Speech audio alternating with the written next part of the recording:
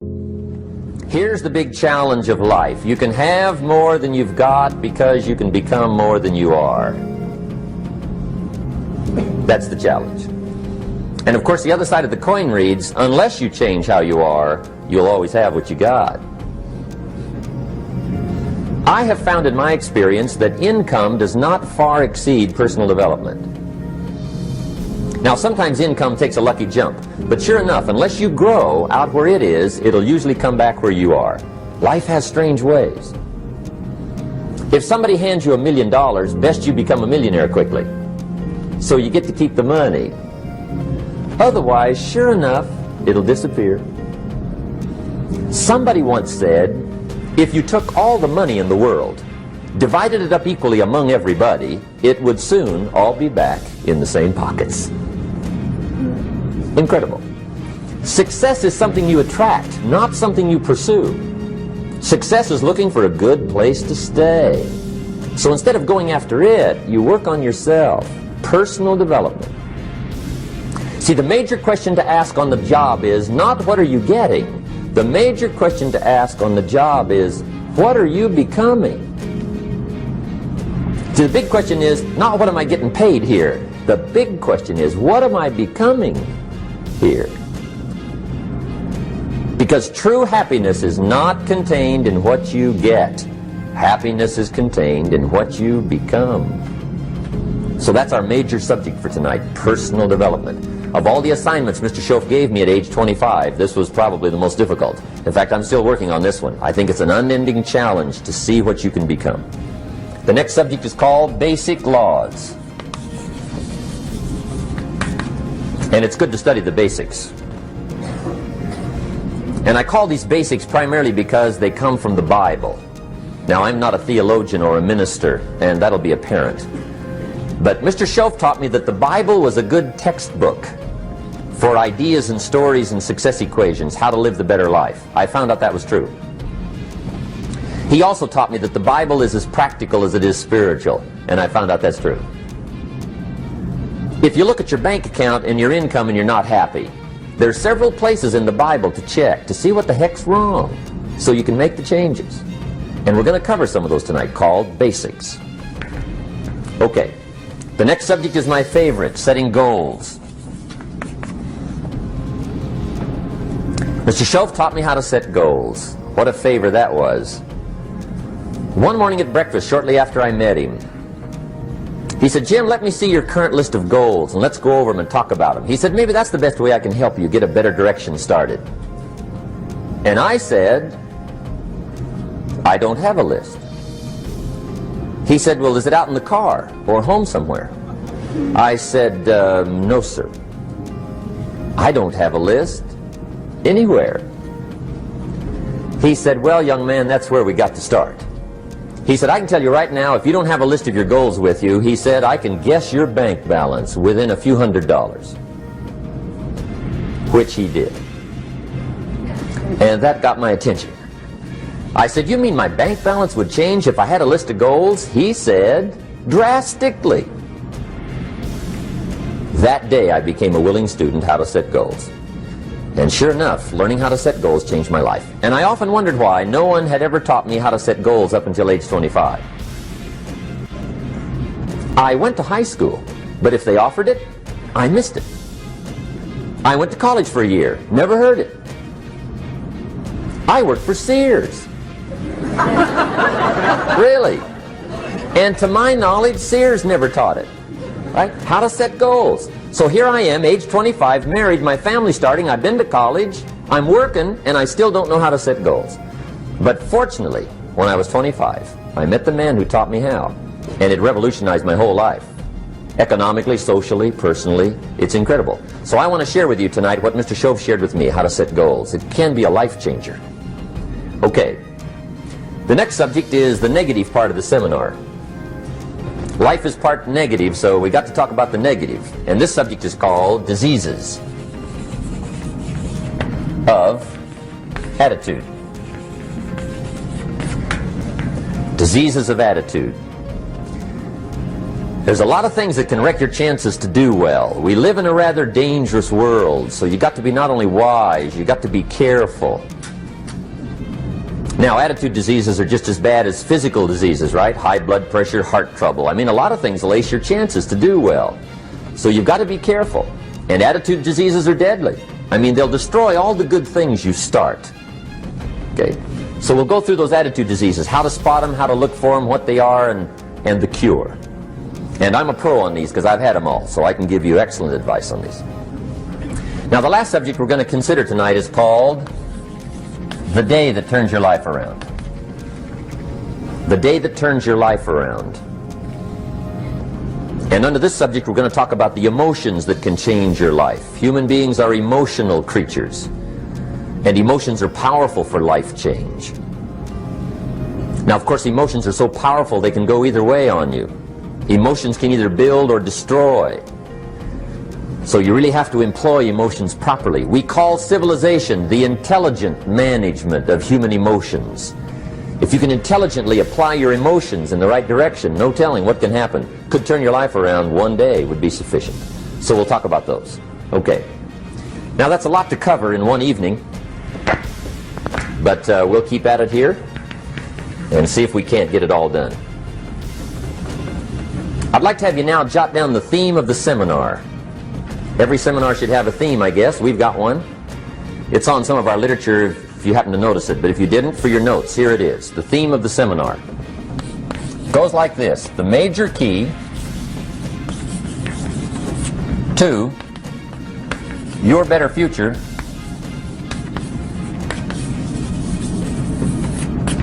is you.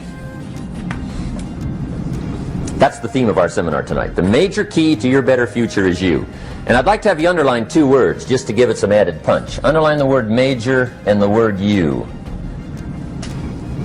so that it reads, the major key to your better future is you. Now, my first suggestion is transfer this to a card or something where you can put it up, where you can see it every day. Preferably put it up where you can see it at the beginning of the day, before you go off to put the day together. This is a good phrase just to glance at, to keep in mind as you're putting the day together. It's called the silent seminar. If you'll just let this talk to you during the day, I found it to be tremendously helpful. The major key to your better future is you. For a big share of my life now, I didn't have this one quite figured out. Among a lot of things I didn't have quite figured out. Many things used to puzzle me back in those early days. I used to wonder why two people could work for the same company, one make twice as much money. Now, see, that used to puzzle me. And maybe they were the same age, graduated from the same school, live in the same community, work for the same company, with the same products and the same services. They've got the same traffic, the same problems, and one makes $1,000 a month, the other one makes $2,000 a month. Now that was my puzzling question. Why would this long list be the same and the money twice as much? I asked, what's the difference between $1,000 a month and $2,000 a month? And I don't mean $1,000 a month, right? I could figure that out. But what makes the difference? Why would one person do twice as well, 3 times as well? Speaking economically. Now, I know there's more than one way to do well. I understand that. But in this little narrow area called compensation, what's the difference? Well, back then, with my faulty thinking, I'm trying to reason it out. I thought, well, maybe time makes some of the difference, right? Some people do better because they have more time. I used to say, Harold ought to be able to do well. He's got a lot of time. If I had all of Harold's time, I could do well. Now, that's got to be dumb, right? Number one, you can't get somebody else's time. A guy says to me one time, he says, you know, if I had some extra time, I could make some extra money. I said, then forget it. There isn't any extra time. Hey, when the clock strikes 12 midnight, that about wraps it up, right? I mean, you can look around the gongs there for a little more, but it's over. You say to the guy, what are you doing? He says, I'm looking for extra time. See, they'll come and take you away, right? There isn't any more time. Now, if you can't get more time, which you can't, what could you get more of that would make a difference in economic results? And here's the key word. Make it a part of your notes. We're going to consider it tonight. The word is value. And I have a little phrase for your notes. Value makes the difference in results. Value makes the difference. You can't get more time, but you can create more value. Now here's the first lesson of economics. Everybody should learn it from the time they're old enough to understand what a dollar means, how to earn one, how to get one, how to keep one, what to do with it. First lesson of economics. We primarily get paid for value. That's lesson one. Bringing value to the marketplace, that's how you get paid. You don't get paid for the time. I know it takes time to bring value to the marketplace, but you get paid for the value, not the time. Now, since that's true, here's one of the key questions of the evening. Is it possible to become twice as valuable at the marketplace and make twice as much money in the same time? Could you become 3 times as valuable? Make 3 times as much money in the same time? Is that possible? The answer is yes, if. And it's always if, right? Life is known as the big if. Harry Truman once said, life is iffy. How true. And here's the big if we're going to consider it tonight. It's possible to do much better at the marketplace if you go to work primarily on yourself. And that's the theme of our seminar tonight. Learning to work primarily on yourself. People have asked me for the last 24 years, how do you develop an above-average income? And the answer is, become an above-average person. Develop an above-average handshake. Some people want to be successful, they don't even work on their handshake. As easy as that would be to start on. They let it slide, they don't understand. Develop an above-average smile. Develop an above-average excitement. Develop an above-average interest in other people. Develop an above-average intensity to win. See, that'll change everything. Probably one of the most frustrating experiences in life is looking for an above-average job with above-average pay without becoming an above-average person. It's called frustration.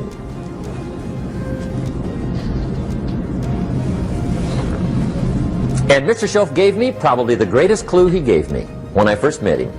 He said, Jim, if you want to be wealthy and happy the rest of your life, just learn this lesson well.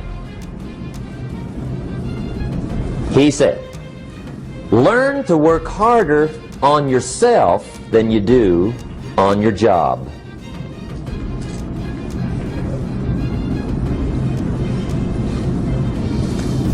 Then Mr. Schoaf gave me probably one of the most important clues among so many things he taught me, but this was in those early days. Mr. Schoaf was very kind, but he was also very abrupt. And he had these interesting questions to ask. I'm giving him a little rundown one day on how things hadn't worked out for me. He said, Mr. Rohn, I've got the answer for you if you will listen carefully. And listen carefully I did that day and for the next 5 years. If somebody's wealthy and happy, you gotta listen. He said, Jim, I've only known you a short time. But he said, it's already my honest opinion that for things to change for you, you got to change. That wasn't quite the answer I was looking for. But that's the answer he gave me, and I pass it along to you on this warm summer evening in Anaheim, California, 1981. For things to change for you, you've got to change. Otherwise, it isn't going to change. Before I met Mr. Schoaf, I used to say, I sure hope things will change. Right? That seemed to be my only hope. If it isn't going to change, I'm in serious trouble. And then I discovered it isn't going to change, so I'm in serious trouble.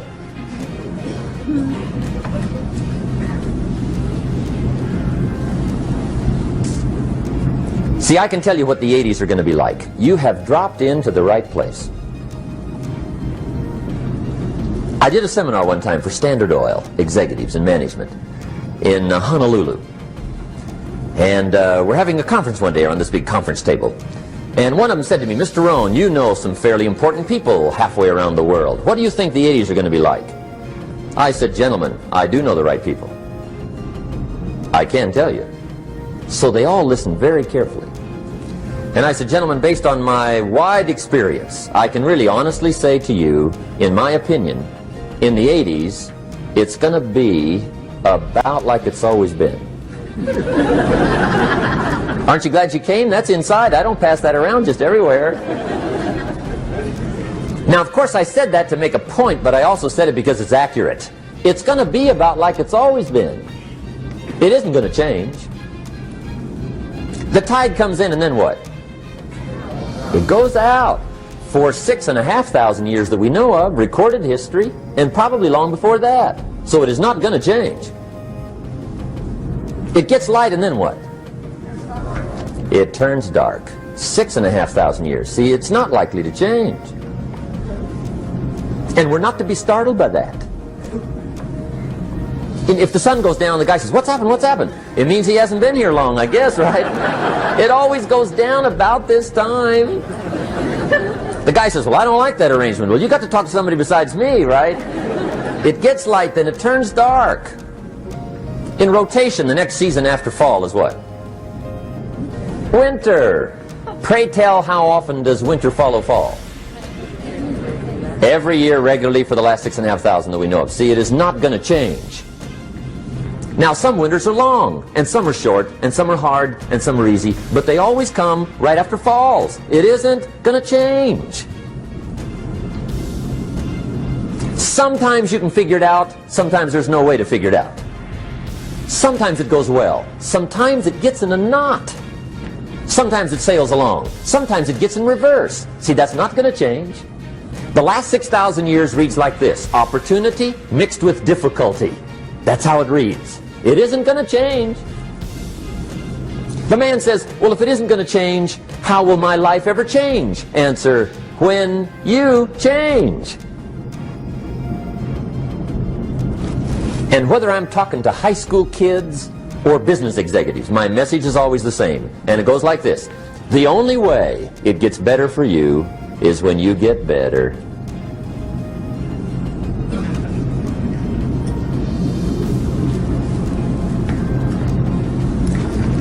Let me give you the 4 major lessons in life to learn. Here's 4 majors. It's good to study the majors. In our weekend seminar we teach, some people don't do well because they major in minor things. You've got to be on the lookout. At the end of every week, end of every month, you've got to check, make sure you're not spending major time on minor things. Okay, we go through that whole series. Majors and minors. Now, let me give you 2 phrases before we get to the 4 majors. This will set it up and you'll see where I'm going. 2 key phrases for your notes. Here's the first one. Life and business is like the changing seasons. That's the first phrase. Life and business is like the changing seasons. One of the best ways to describe life, it's like the seasons. Frank Sinatra sings, life is like the seasons. Now here's the second phrase. Very important. You cannot change the seasons, but you can change yourself. You can't change the seasons, but you can change yourself. And see, that's how life gets better for you, not by chance, but by change. Now here's the 4 major lessons in life to learn. I've got my first book finished, came out a couple of weeks ago. This is in it, the 4 major lessons in life to learn. Here they are. Number 1, learn how to handle the winters. That's lesson 1. They come right after falls, with regularity. Some are long, and some are short, and some are hard, and some are easy, but they keep coming. You must learn to handle the nights. They come right after days. You must learn to handle difficulty. It comes right after opportunity. You must learn to handle recessions. They always follow progressions. For the last 6,000. See, it isn't going to change. The lesson you must learn is how to handle it. And there's all kinds of winters, right? The winter when you can't figure it out. The winter when it all goes smash. The winter when it turns belly up. The winter when it won't work, when you've run out of money and you've got a broken heart. See, those are winter times. There's all kinds. Economic winters, social winters, personal winters. When your heart is smashed in 1,000 pieces and the nights are unusually long, your prayers seem to go no higher than your head. It's wintertime. Barbara Streisand sings, "It used to be so natural to talk about forever, but used to be's don't count anymore.